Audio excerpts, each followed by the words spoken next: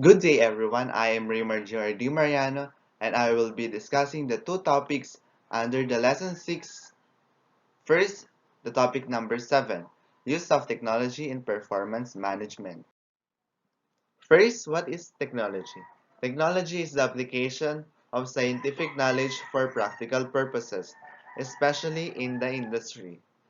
Technology influences performance management in four little ways. First, many companies moving to web-based online paperless performance management system. It helps companies to ensure that performance goals across all levels of the organization are associated. It also provides managers and employees with greater access to performance information. Next is social media tools similar to Facebook. It is used to deliver timely feedback. It allows employees to quickly exchange information, talk to each other, provide coaching, and receive recognition via video calling or through email. Third, companies are starting to use gamification in performance management. Gamification means that game-based strategies are applied to performance management to make it fun, effective, transparent, and inclusive process for employees and managers. Lastly, companies are relying on electronic tracking and monitoring system to ensure that employees are working well, when and how they should be, and to block access to visiting certain websites such as those containing pornographic images. But some argue that electronic tracking systems are needlessly surveilling and tracking employees when there is no reason to believe that anything is wrong. Good managers know what their employees are doing. An electronic system should not be a substitute for good management. Next, critics are also argue that such systems result in less productivity and motivation, demoralize employees, create unnecessary stress.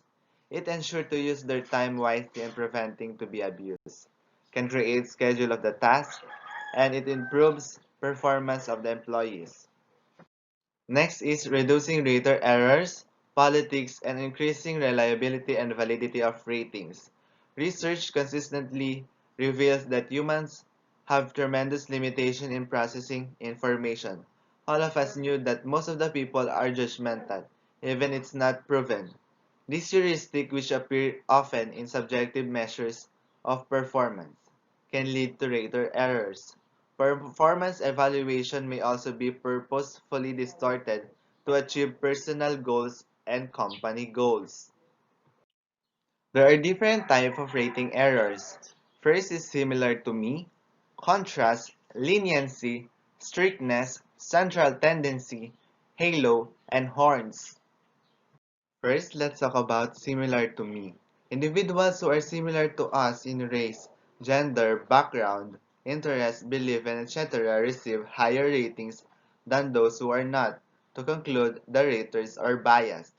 Next is contrast. Ratings influenced by comparison between individuals instead of an objective standard. Example, employees receive lower than deserved rating because he or she is compared to outstanding peers. Next is leniency. Raters give high ratings to all employees regardless of their performance. Next is strictness. It is contradicting between leniency. Raters give low ratings to all employees regardless of their performance. Next, central tendency. Raters give middle or average rating to all employees despite their performance. Next, halo. Raters give employees high ratings on all aspects of the performance because of their overall positive impression of the employee. And lastly, horns. It is contradicting between halo. Raters give employees low ratings on all aspects of performance because of an overall negative impression to the employee.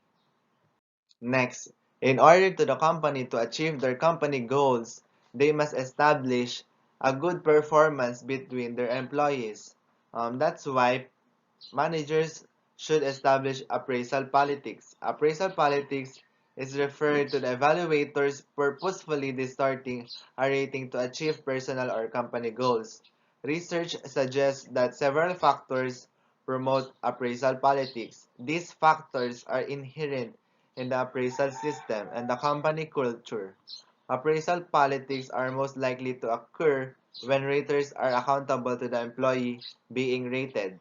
They are competing rating goals, and direct link exists between performance appraisal and highly desirable rewards. There are three approaches to reducing rating errors. They include rater error training, frame of reference training, and collaboration meetings. The first approach is rater error training. Rater error training attempts to make managers aware of rating errors and helps them to develop strategies for minimizing those errors. This approach has been shown to be effective for reducing errors, but there is evidence that reducing rating errors can also reduce accuracy. Next is the second approach to reducing rating errors, which is rater accuracy training. It is also called frame of reference training. It attempts to emphasize the multidimensional nature of performance. Also, it attempts to emphasize to get raters to understand and use the same idea of high, medium, and low performance when making evaluations. Next is the last and the third approach to reducing rating errors, which is collaboration meetings. These are meetings attended by managers in which employee performance ratings are discussed and evidence supporting to the ratings is provided. The purpose of this meeting is to reduce the influence of rating errors and politics of performance appraisals.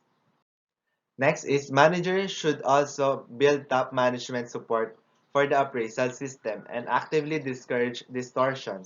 Managers may follow these following guidelines. Give raters same latitude to customize performance objectives and criteria for the ratees. Recognize employees' accomplishments that are not self-promoted. Provide employees with access to information regarding which behavior are desired and acceptable at work.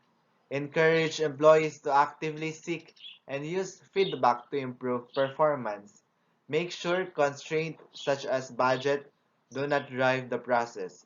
Make sure appraisal processes are consistent across the company. Foster a climate of openness to encourage employees to be honest about weaknesses. And for our next topic, the topic 8, which is performance feedback. Next is performance feedback. Once the expected performance has been defined and employees' performances have been measured, it is necessary to feed that performance information back to the employees so they can correct any deficiencies. The performance feedback process is complex and provokes anxiety for both managers and the employee. The manager's role in effective performance feedback process. If the employees are not made aware of how their performance is not meeting expectation, the performance will almost certainly not improve. In fact, it may get worse. Effective managers provide specific performance feedback to employee in a way that elicit positive behavioral responses. Because of the importance of performance feedback for an effective performance management system, many companies are training managers on how to provide feedback. The manager's role in an effective performance feedback process. If employees are not made aware of how their performance is not meeting expectation, their performance will almost certainly not improve. In fact, it may get worse. Effective managers provide specific performance feedback to the employees in a way that positive behavioral responses. To contribute to the effectiveness of performance management system through providing effective feedback, managers should consider the following recommendations. The manager's role in an effective performance feedback process. First, feedback should be given frequently, not once a year, because managers have responsibility to correct performance deficiencies immediately on becoming aware of them. Next is create the right context for the discussion. Managers should choose a neutral location for the feedback session. The manager's office may not be the best place for a constructive feedback session because the employee may associate the office with unpleasant conversation. The third one is ask the employee to rate his or her performance before the session. Having employees complete a self-assessment before the feedback session can be very productive. It requires employees to think about the performance over the past rating period, and it encourages them to think about their weaknesses. Fourth one is encourage the employee to participate in the session. When employees participate in the feedback session, they are consistently satisfied with the process. Next is recognize effective performance through praise. It also adds credibility to the feedback by making it clear that the manager is not just identifying performance problems. Next is focus on solving problems. To improve performance, a manager must attempt to solve the problems causing it. This involves working with employees to determine the actual cause and then agreeing on how to solve it. Next one is focus feedback on behavior or results, not on the person. One of the most important things to do when giving negative feedback is to avoid questioning employees' worth as a person.